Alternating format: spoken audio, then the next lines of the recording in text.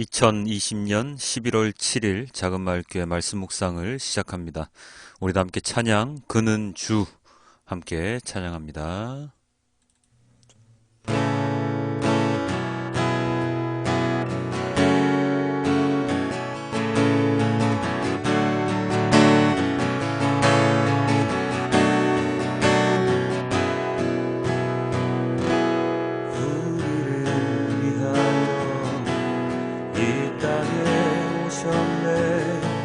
죄인 구하시려 생명을 주셨네. 주의 마음으로 세상을 섬기며 이 땅 회복하신 십자가를 전하리. 우리를 위하여 이 땅에 오셨네. 죄인 구하시려 생명을 주셨네. 주의 마음으로 세상을 섬기며 이 땅 회복하신 십자가를 전하리. 우리를 위하여 이 땅에 오셨네. 죄인 구하시려 생명을 주셨네. 주의 마음으로 세상을 섬기며 이 땅 회복하신 십자가를 전하리. 그는 주 모든 이름 위에 뛰어난 예수 나 자랑하리라. 나의 상 예수 그리스도 주님의 흔적 나 품고 살리라. 그는 주 모든 이름 위에 뛰어난 예수 나 자랑하리라. 나의 상 예수 그리스도 주님의 흔적 나 품고 살리라. 우리를 위하여 이 땅에 오셨네. 죄인 구하시려 생명을 주셨네. 주의 마음으로 세상을 섬기며 이 땅 회복하신 십자가를 전하리. 그는 주 모든 이름 위에 뛰어난 예수 나 자랑하리라. 나의 상 예수 그리스도 주님의 흔적 나 품고 살리라. 그는 주 모든 이름 위에 뛰어난 예수 나 자랑하리라. 나의 상 예수 그리스도 주님의 흔적 나 품고 살리라. 그는 주 모든 이름 위에 뛰어난 예수 나 자랑하리라. 나의 상 예수 그리스도 주님의 흔적 나 품고 살리라. 그는 주 모든 이름 위에 뛰어난 예수 나 자랑하리라. 나의 상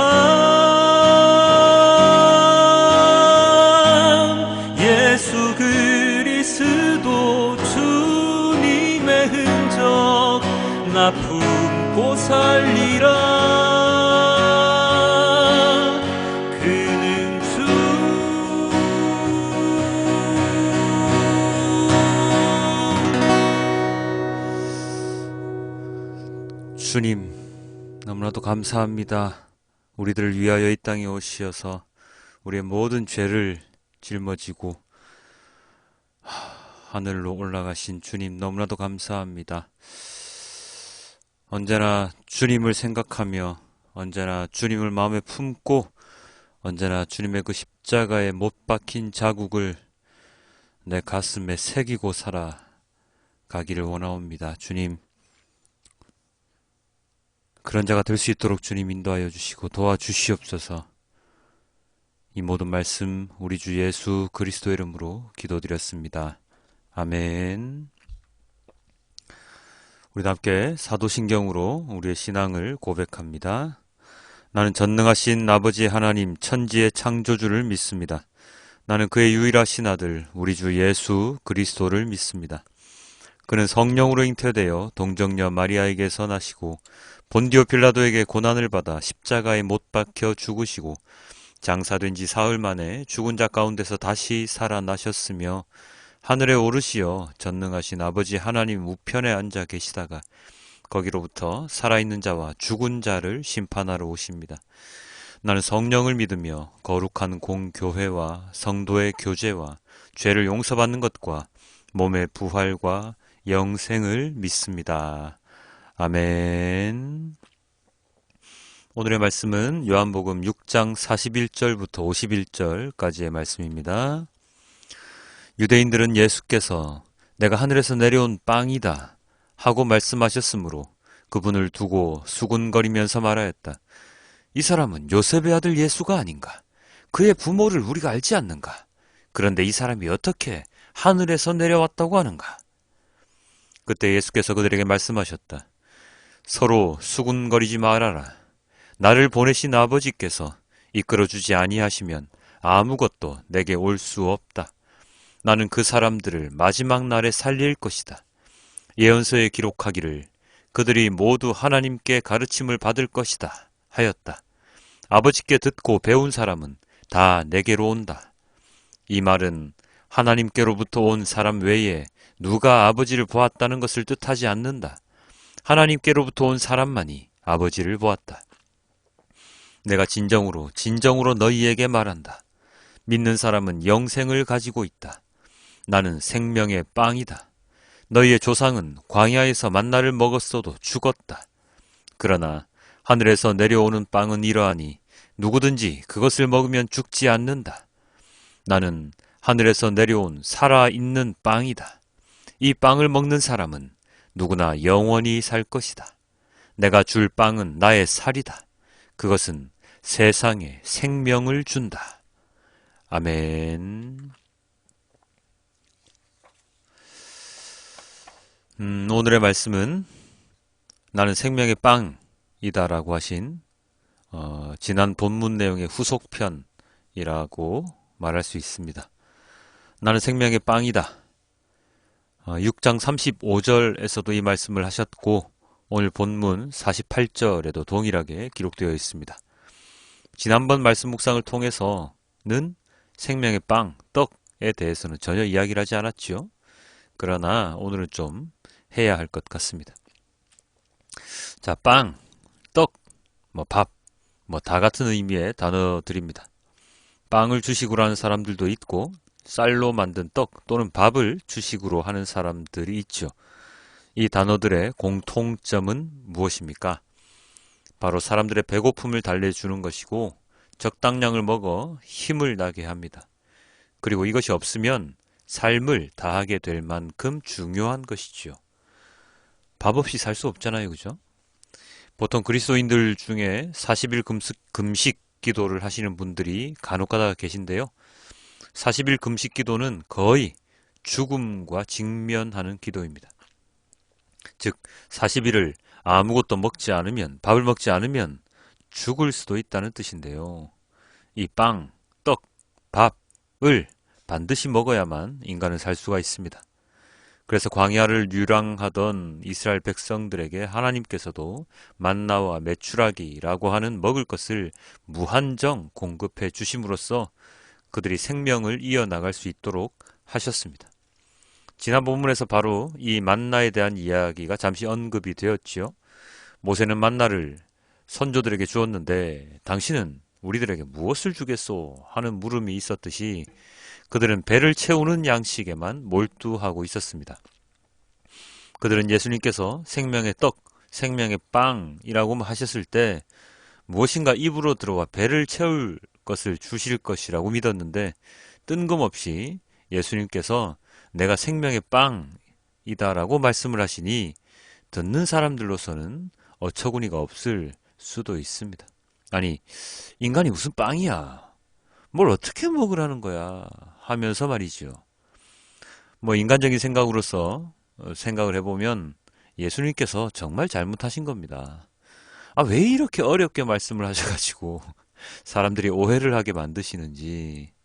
그러니까 사람들이 예수님을 보고 수군거릴 수밖에 없지 않습니까?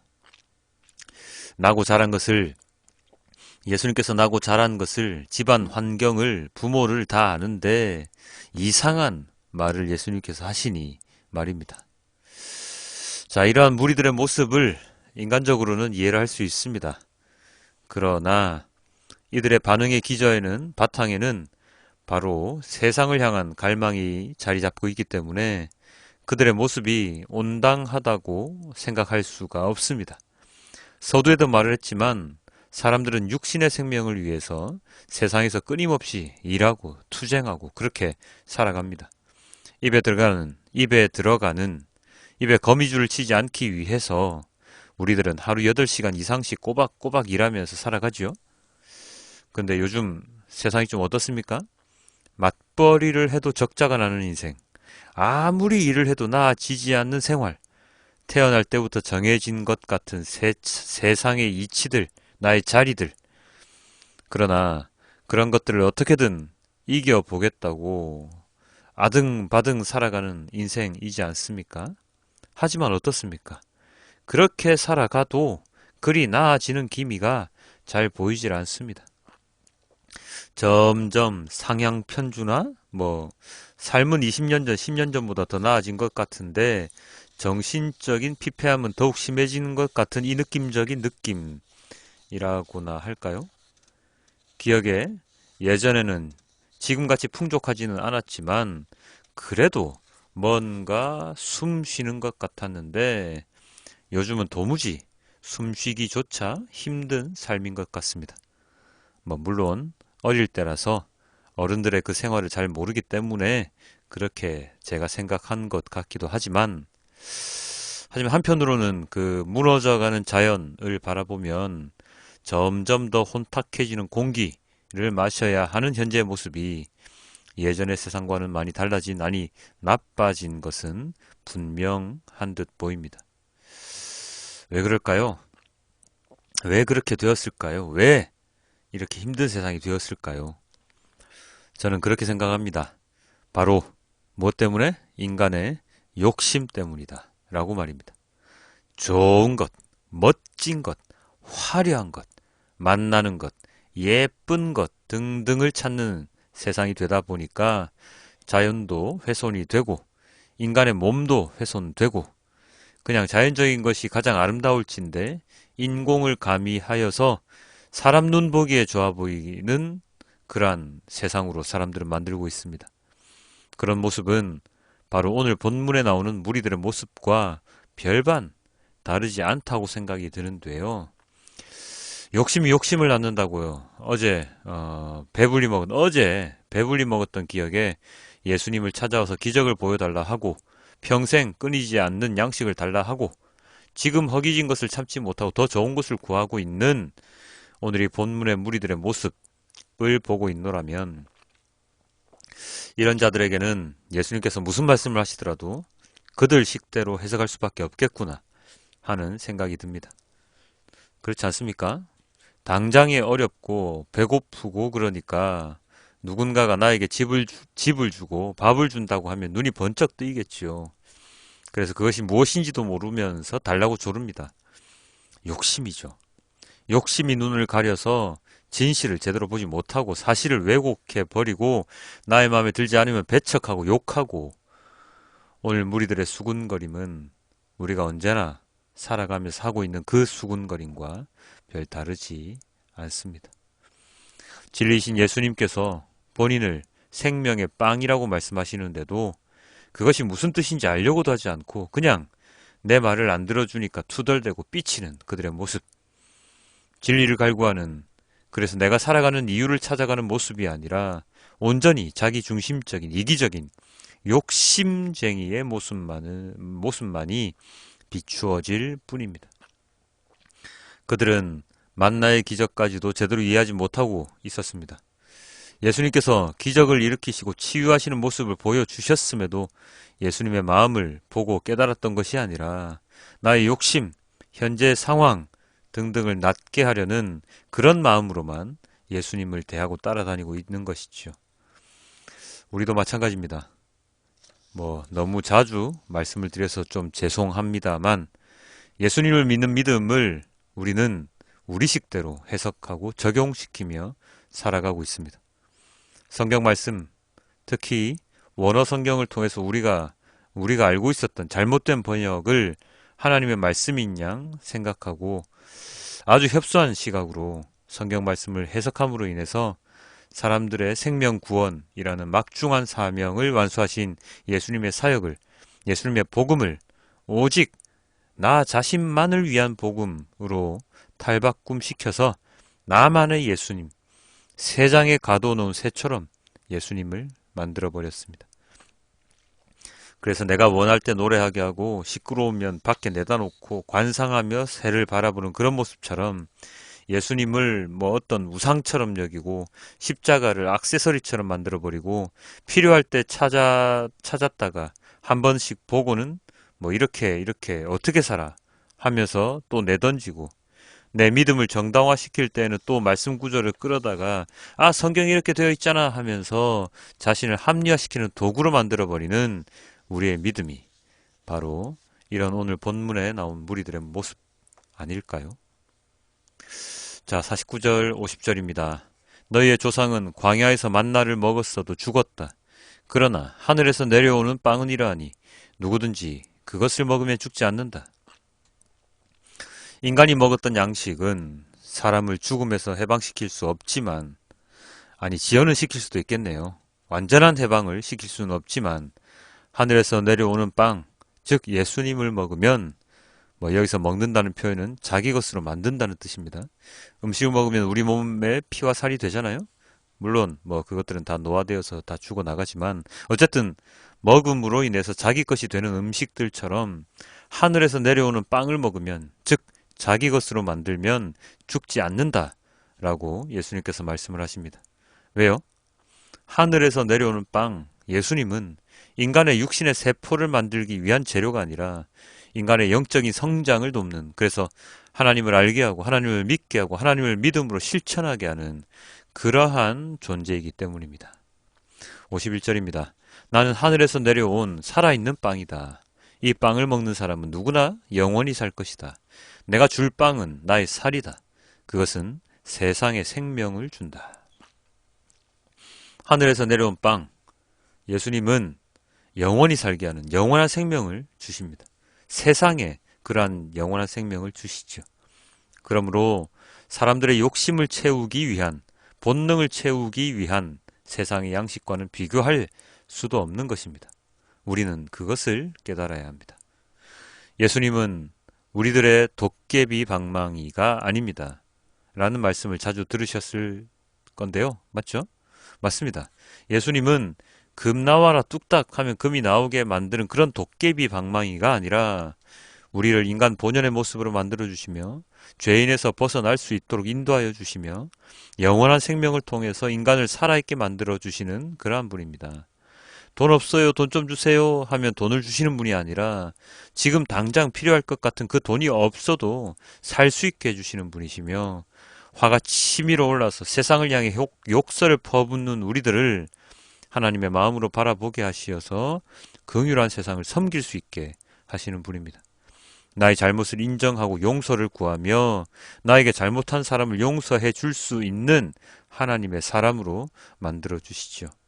진정한 생명의 의미를 알게 하시어서 육신의 생명과 죽음에 안주하지 않고 살아계신 하나님과의 동행의 의미를 찾으려 노력하게 만들어 주시는 것이 바로 오늘 본문에 나오는 생명의 빵, 바로 예수님인 것입니다. 45절입니다. 예언서에 기록하기를 그들이 모두 하나님께 가르침을 받을 것이다 하였다. 아버지께 듣고 배운 사람은 다 내게로 온다. 이 구절은 이사야서에 기록된 말씀을 인용하신 것인데요. 이사야에서 이렇게 기록되어 있습니다. 이사야 54장 13절입니다. 나 주가 너의 모든 아이를 제자로 삼아 가르치겠고 너의 아이들은 번영과 평화를 누릴 것이다. 하나님께서 모든 사람들을 제자로 삼는다고 하십니다. 하나님을 반역하였던 자들에게 긍휼을 베푸셔서 그들을 제자로 삼아주시고 그리고 가르쳐 주시죠. 알지 못하는 것을 알려주심으로써 그들이 하나님께로 돌아오게 만들어주시고 가르침을 받은 자들은 그 말씀에 순종할 수 있도록 해주십니다.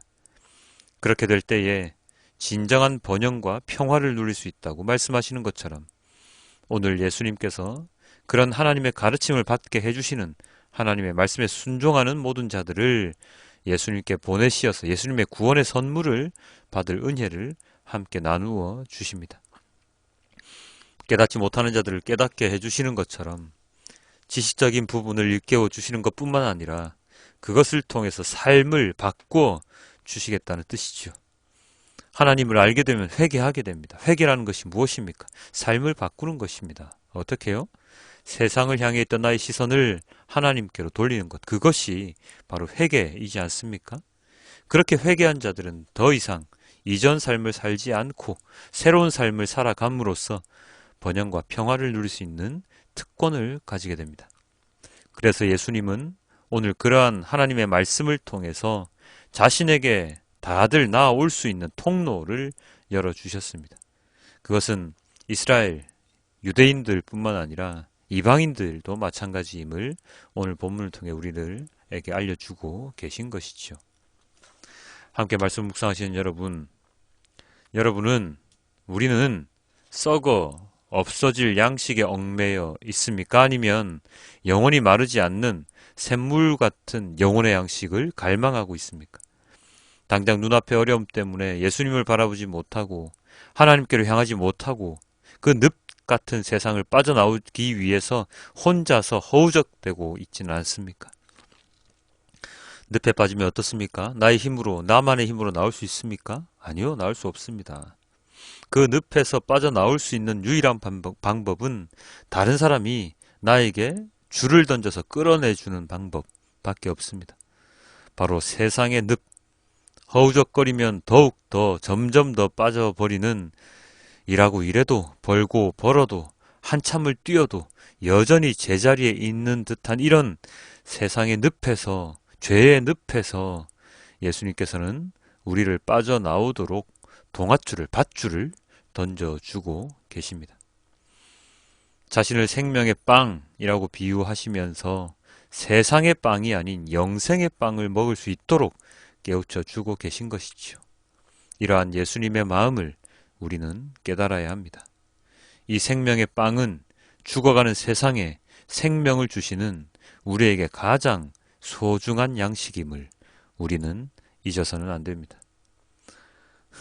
빵 거리니까 갑자기 배가 고프시죠? 자, 이제 우리는 영혼의 양식을 통해서 줄이고 아픈 우리의 영을 되살리고 새로운 생명을 부여받은 그리스도인으로서 예수님께서 행하셨던 세상에 생명을 주시는 그 사역을 우리가 받아 이 세상에 생명의 빵을 나눠주는 온전한 그리스도인이 되길 소망합니다. 오늘 하루 식사하실 때 아니면 음식 드실 때 간식 드실 때 오늘의 본문을 기억하시면서 언제나 하나님께 감사의 기도를 드리는 우리 모두가 되기를 주님께 기도드립니다. 오늘의 말씀을 메시지 성경으로 함께 보겠습니다. 예수께서 내가 하늘에서 내려온 빵이다 라고 말씀하신 것 때문에 유대인들이 그분을 두고 말다툼을 벌였다.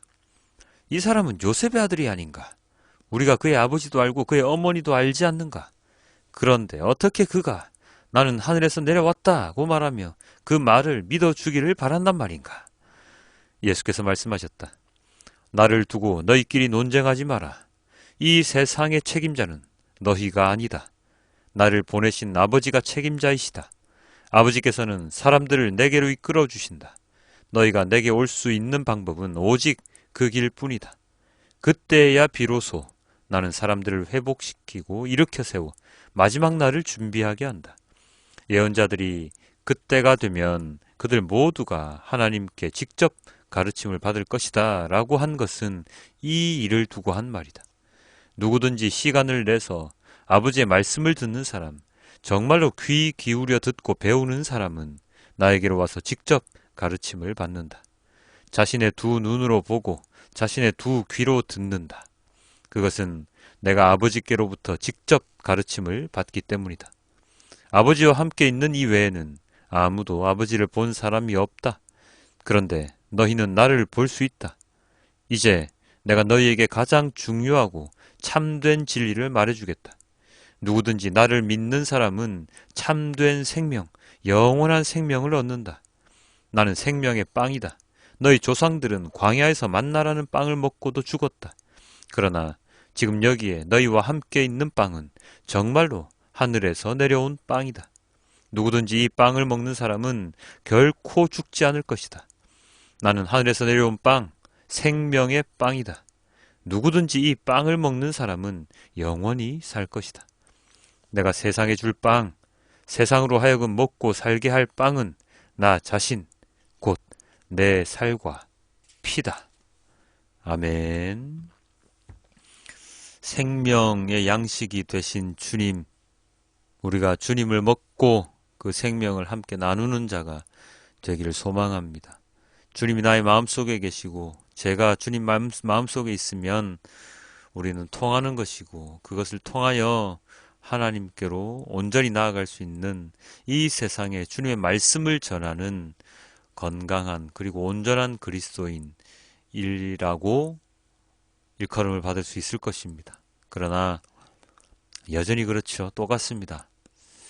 여전히 헤어나오지 못하고 여전히 세상에 빠져 살아가는 우리들입니다. 주님, 저희를 붙들어 주시고 그 늪에서 빠져나올 수 있도록 저희에게 동아줄을 던져 주십시오. 썩은 동아줄을 던지는 사꾼 목사가 아니라 진정한 살릴 수 있는 동아줄을 던지는 진정한 양의 목자가 될 수 있도록 주님 인도하여 주시옵소서. 오늘 하루도 주님께 모든 것을 맡깁니다. 이 모든 말씀 우리 주 예수 그리스도의 이름으로 기도드렸습니다. 아멘. 우리 다 함께 주기도문으로 오늘의 말씀을 맺습니다. 하늘에 계신 우리 아버지, 아버지의 이름을 거룩하게 하시며 아버지의 나라가 오게 하시며 아버지의 뜻이 하늘에서와 같이 땅에서도 이루어지게 하소서. 오늘 우리에게 일용할 양식을 주시고 우리가 우리에게 잘못한 사람을 용서하여 준 것 같이 우리 죄를 용서하여 주시고 우리를 시험에 빠지지 않게 하시고 악에서 구하소서. 나라와 권능과 영광이 영원히 아버지의 것입니다. 아멘.